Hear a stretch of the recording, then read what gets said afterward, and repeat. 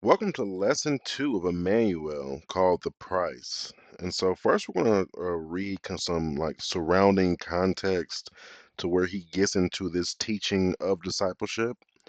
So, we're going to start at Matthew 16, verse 13. So, it says, "Now, when Jesus came into the district of Caesarea Philippi, he was asking his disciples, 'Who do people say the Son of Man is?' And they said, 'Some say John the Baptist, and others Elijah, but still others Jeremiah or one of the prophets.' He said to them, 'But who do you say that I am?' Simon Peter answered, 'You are the Christ, the Son of the living God.'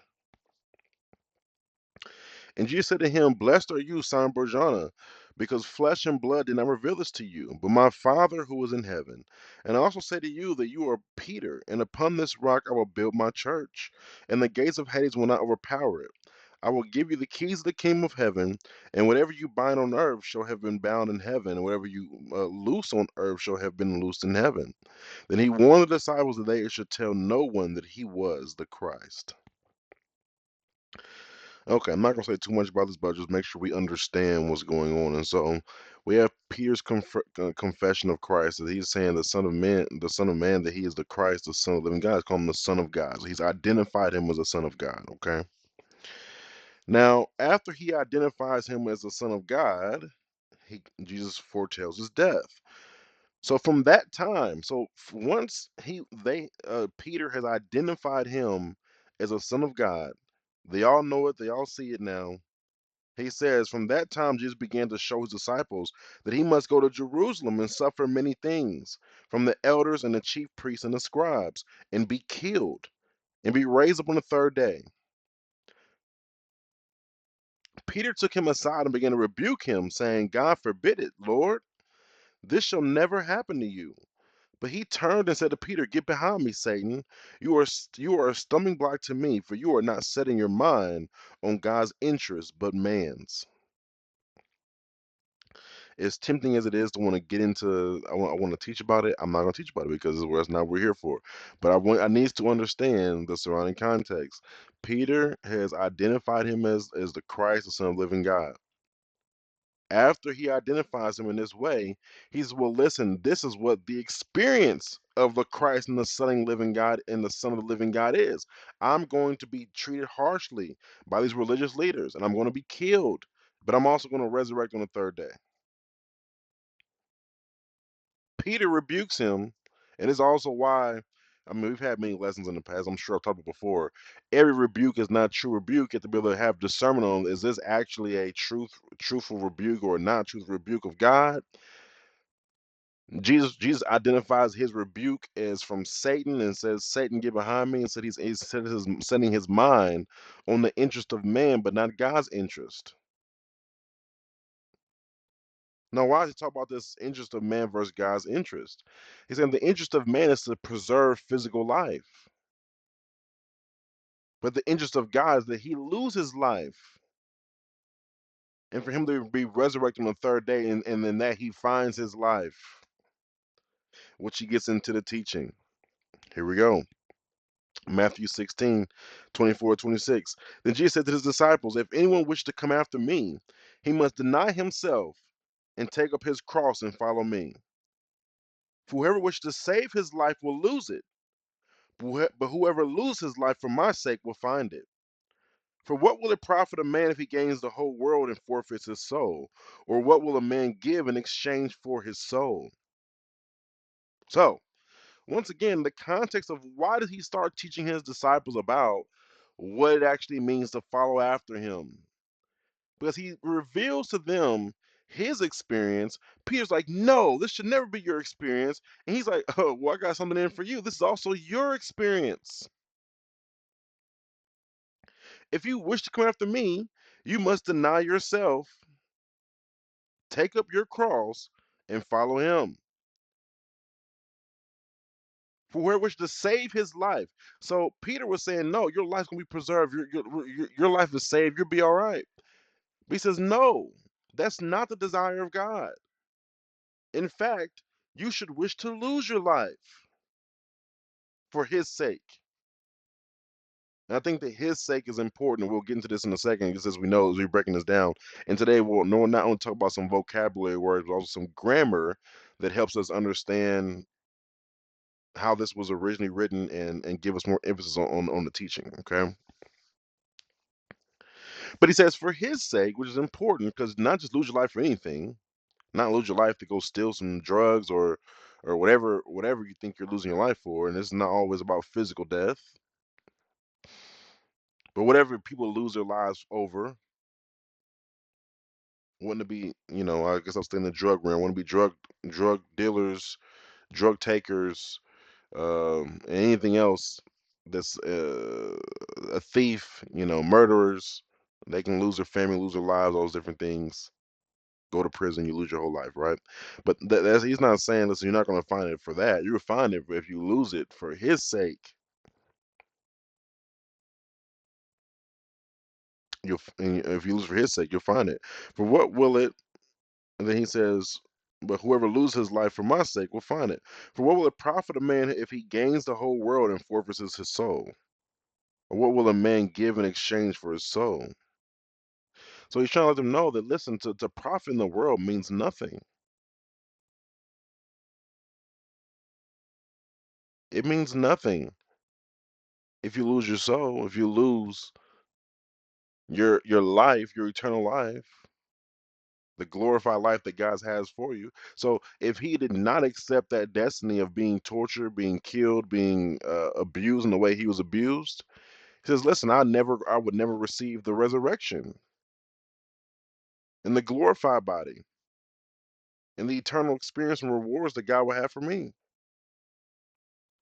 Is it really worth preserving my fleshy life to miss that?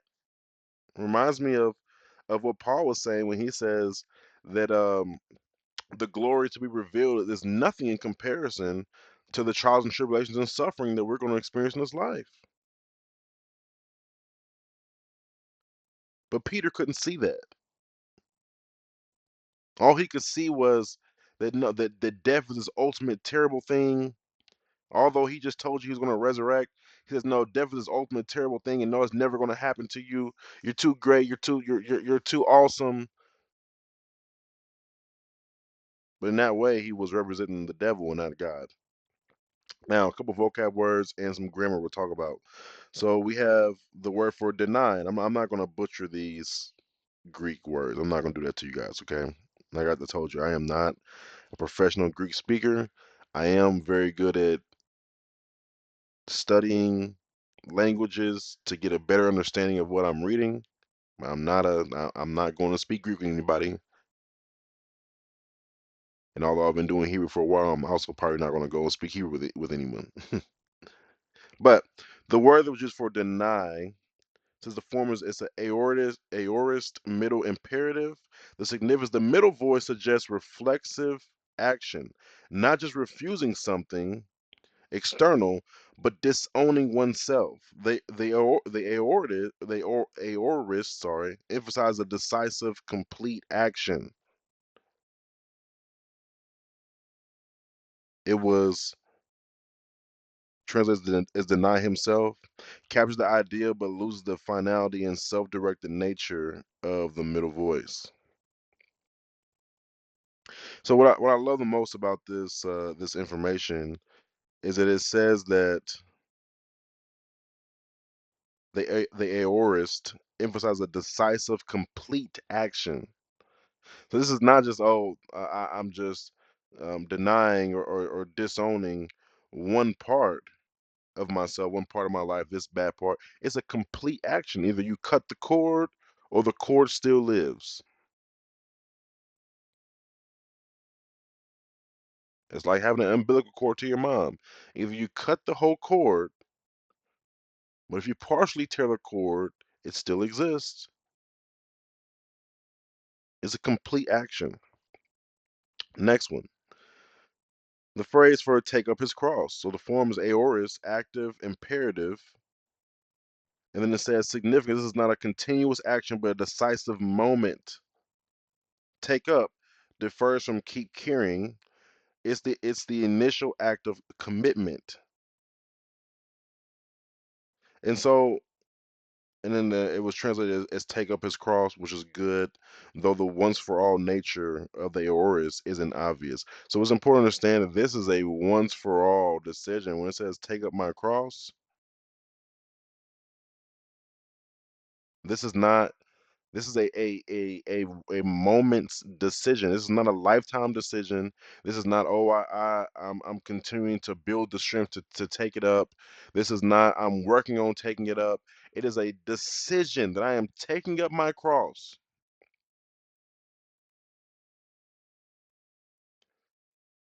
And what does it mean to take up your cross? It means to take up all the weight of not only the good but the bad. What we perceive as bad. I don't want to call it bad because it's really not bad. It just is. The persecution, the division, the strife, the hatred, the person, like these are the things what it means to take up your cross. I am bearing this weight that, you know what? I don't, and that's it's important. It says take up your cross because it's not something you necessarily have to do. It is voluntary. I am voluntarily taking up this weight in my life.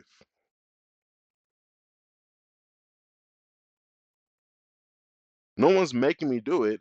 I'm taking it up myself. I decided to take up this cross. So it's not a weight that I have to bear. I choose to bear this weight for the sake of following Christ. I choose to bear the persecution. I choose to bear the hatred. I choose to bear the divisiveness. I choose to bear the strife. I choose to bear the lost relationships. I choose to bear all these things. I chose it. In a moment's time, I chose it.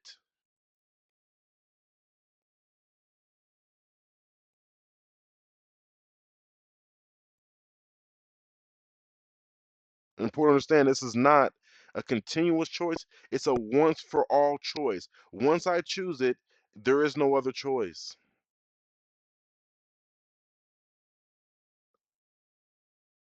Anyone that goes back on the choice never actually chose it as they as they should.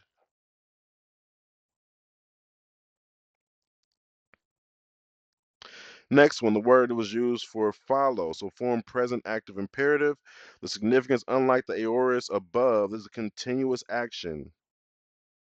So this one is a continuous action. This following is continuous. I made in a moment's notice, I made a decision to take up my cross, but it's a continuous action, a continuous verb in my life that I follow Jesus.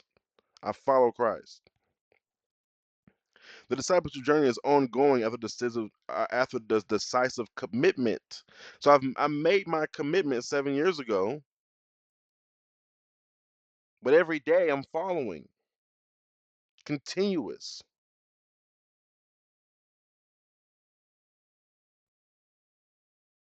It's not a following for a year. It's not a following for a day. And then, no, I took up my cross. I made a decision to take up that cross in one day, in 1 minute, in one moment, but I follow over a lifetime.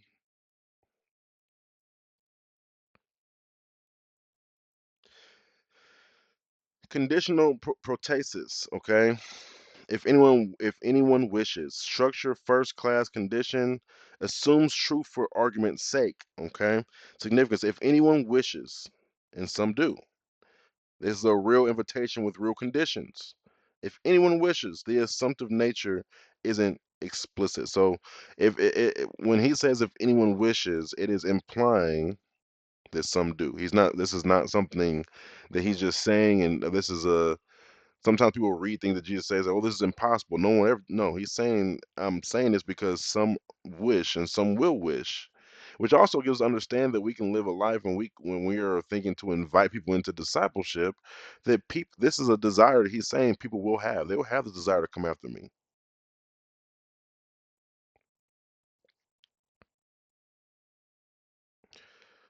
Next one, psyche, which is used for life or soul. Okay, significance. This word means life, soul, self, person, the whole essential being. The wordplay is crucial. Losing, saving, forfeiting your psyche. Life, accurate but lose the fuller semantic range that includes soul and self. Okay. And so what's important about this is that he says, if anyone wishes to lose their life, right? He's also saying that if anyone loses their self, because sometimes when you think of life, you just think of everything outside of yourself. So you just think of everything that you experience that you think is my life, right? But he's saying no, the actually what's also being lost that I want you to lose for my sake is yourself. I want you to lose yourself. In this way, when one loses their self or loses their life, they are no longer recognizable to who they were before they lost that life. And this is important. You cannot d- go into discipleship, but you hang on for dear life to the image of who you used to be, the personality of who you used to be, the things you used to like, the things you used to do, the people you used to hang around.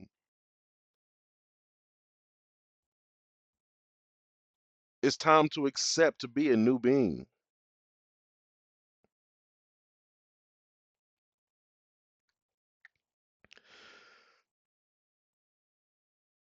Next one. So we have save versus lose. Okay, structured divine reversal in chiastic pattern.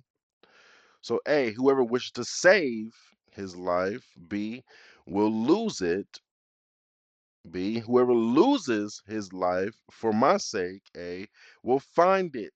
Significance, the future tense verbs point to I struggle with this word, eschatological judgment, not just temporal consequences. So what does that mean? What is he saying? He's saying that when he says that if anyone wishes to come after me, they must lose their life for his sake to find it, right? Well, he's saying to find it because it's in the future tense is that this is pointing to a eternal finding, a judgment day, a post judgment day. This is about life after the end of an old heaven and old earth. This is not just about in this life, it's about in the life to come. In the same way, the opposite side, if you wish to save your life, you'll lose it. The losing of life is not just pointing to what's going to happen in this life, it's actually pointing to in a future tense what is to come in a post judgment day reality. That those who lost their life for his sake will find it at the judgment of God in their own after, and those who wish to save their life. And I think this is important too because this saving of life, I want to go into the saving of life. Because why would someone think they need to save their life? Because what's going to happen is this: when you follow Christ, you become to be in danger of losing your life. You become to be in danger of losing yourself, your personality, the way you think, the way you work, your friends, your family, your job, your history, your image. You begin to lose it, and people make you have two decisions you can make.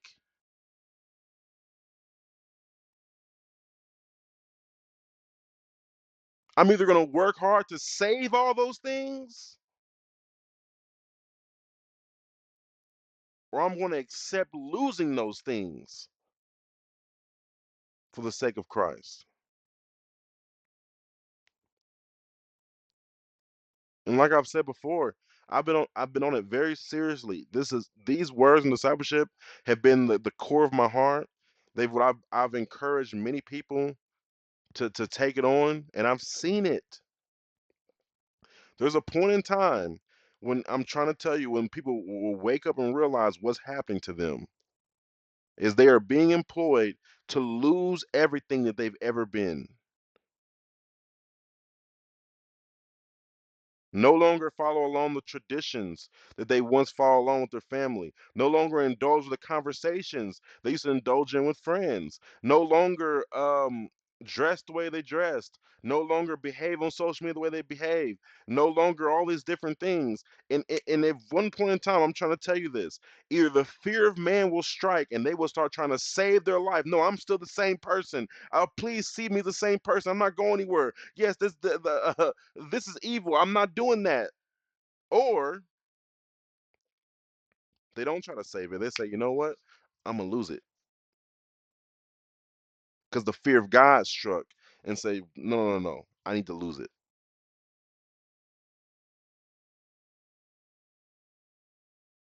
So in the same way, and then as it says that how the NSB translates it with lose and save, it does it captures the paradox of losing and saving, right? But it doesn't really reveal the eschatological force isn't emphasized that this is really about the losing and gaining in our eternal lives. Next one, purpose clause. So we have for my sake. Significance, the preposition emphasized on account of or for the sake of. Discipleship isn't just about following rules, but relationship with Christ. Okay. Now I think this is important because this actually will be something we'll get into in two lessons from now when we talk about the giving of possessions. Because when he has this conversation with the young man, he tells him to follow commandments. He says, "Yes, I've done that." He feels a love for him, and he says, "Okay, well, give up all your possessions and sell them to the poor and follow me." And so we understand that there's a difference between following the rules, which are still applicable, and people want to demonize rules, but there's a difference between following the rules and the commandments, which there's not one writer in this Bible that did not um, implore us to be people who abide by the commandments and laws of God. From I don't care who it is, Paul, Peter, James, and all the Old Testament writers, Jesus himself. There's no one. Okay, but this lets us know that these decisions we're making, they're bigger than just following the rules. It's for the sake of the one. Like, how do I say this? It's for the sake of the one of God. It's for the sake of the relationship that I have with him. It's because of my love for it's my love for him. And he does say, if you love me, you keep my commandments. But once again, it's just a greater, it's greater.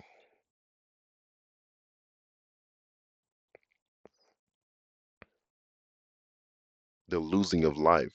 You can keep the commandments of God and not lose your life. That's possible.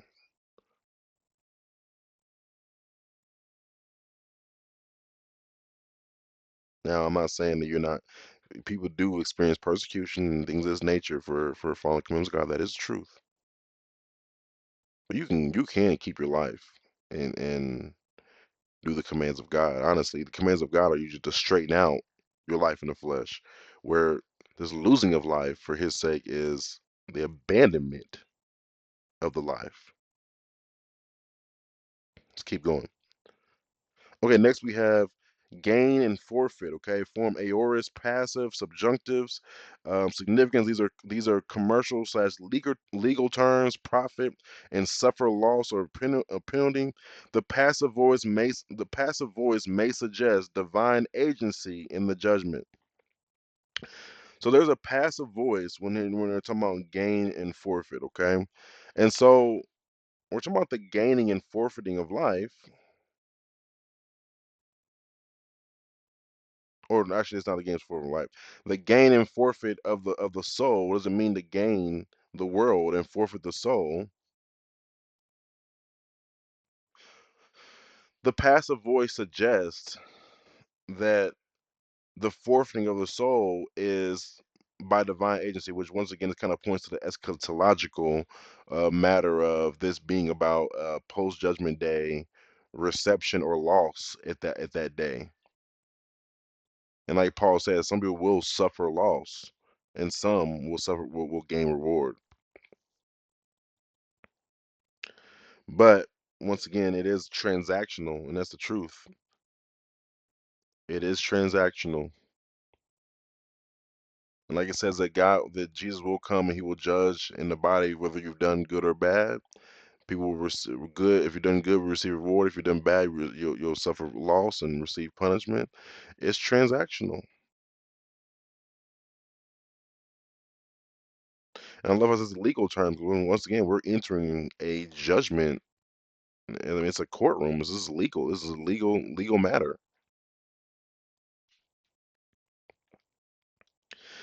In exchange, so significance, a rare word only here in Mark 8:37 in the New Testament, meaning that which is given in exchange, a ransom price or equivalent value. Okay. So it says, what will someone give in exchange for the soul? It's talking about like what is the ransom price for someone's soul? Like what's the price?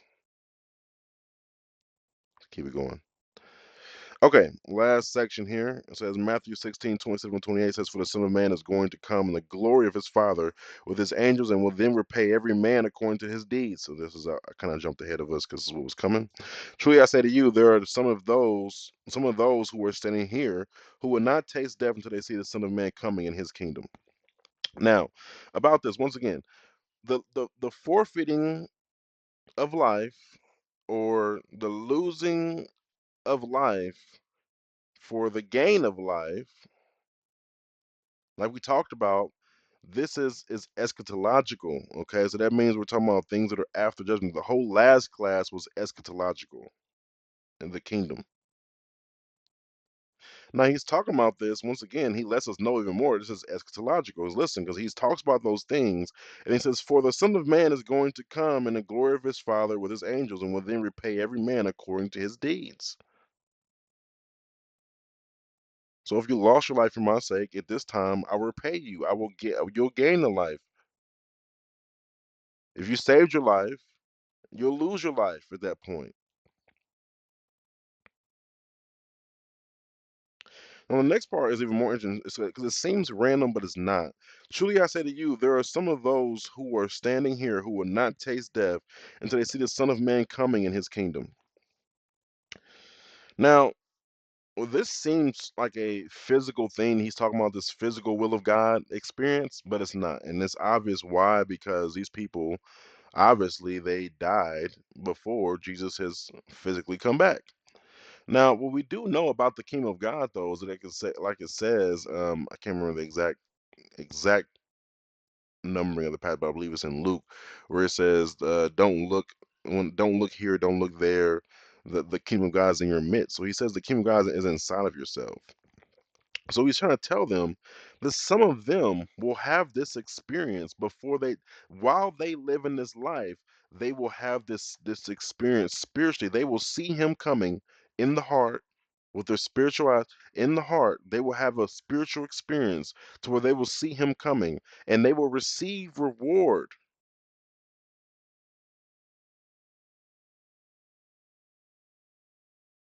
They will be repaid according to their deeds. In this way, he's encouraging them that although everything I speak it sounds eschatological and things after judgment day, this is something you can experience inside of yourself. And like we talked about, is the internal will of God, external will of God. We can experience things that are to come within the body today. And he's telling them, some of you will experience this. He's encouraging them that this is not something that's that far off. There's something you're gonna wait thousands of years for. This is something that you can experience. And I'm telling you this with certainty. With certainty, some of you are going to experience before you die. So don't fall asleep. Don't think that what I'm saying is just so far off it doesn't matter. That all your investments are in this future eternal life to the point that you don't understand that some of you guys are gonna gain and lose in this life because you're gonna see me coming. You're gonna see this coming and for me to judge in this life, right? So then it says. Um, The infinitive construction structure is about to come. Significance expresses imminent futurity. The Son of Man's coming in his kingdom is portrayed as impending, not distant. This is what I just said. So it says going to come slightly weakens the imminence. So he's trying to tell them, no, this is not distant. I'm letting you know this is something that's very close and personal and something that before you die, you're going to experience. In the same way, there are many that are listening to this lesson that before you taste death, you will see him coming on the clouds in all his glory, and he will repay every deed done in the body, whether good or bad. So don't fall asleep.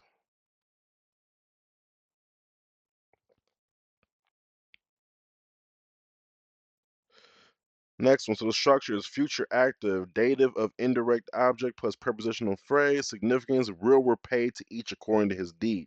Singular deed, emphasizing the totality of one's life practice, not isolated acts. Okay. So this single deed that he speaks of is like it says, is that God is not going to pick apart every little thing happening in your life. It's a sum, just like the sum of his word is truth.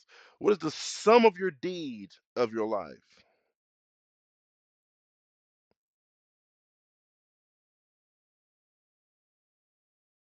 Like it says, the one who practices righteousness is righteous, right?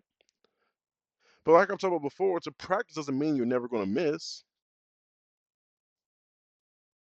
But because you practice, you are righteous. When someone practice something, that means that listen, this is what I do. I engage in it. I work at it. When you practice makes perfect, so you get better at it. Doesn't mean that I made every shot my whole life. It does not mean that. Does a righteous man fall 7 times? So I'm not saying to you that oh, because there's one, and this is where some people are going to defer in these things. I made one stumble here.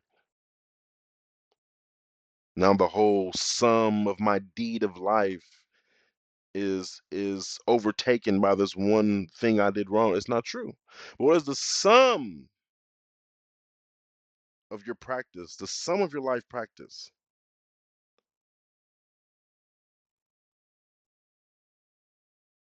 And so when this was translated and says will repay according to his deeds, they put it as plural. It wasn't written as plural. It's written as singular. Next one, double negative. Okay, so in verse 28, we have structure, emphatic negative plus aorist, subjunctive. Significance, the strongest form of negation in Greek. They shall by no means taste death, absolute certainty. Will not taste death, lose the emphatic force. So when he's literally saying like this is an absolute certainty, it wasn't just a guess. He's not saying that something like it's just maybe this is going to happen with certainty.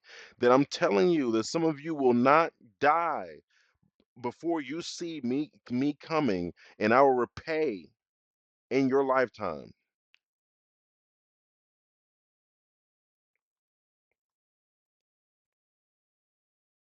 Last one, it says, until they see, verse 28, structure the temporal clause of and plus aorist subjunctive. Significance indicates indefinite future time with certainty of occurrence. Some staying there will see this before death. So, once again, it's just a certainty that this is going to happen, that this was written with a certainty. It was written with a definitive promise. It was not written with a maybe or some parable type talk or some mysticism. Is a certainty that you will see this before you die. And so this was the price. Lesson 2 of Immanuel. We'll be back soon in lesson 3. Be blessed.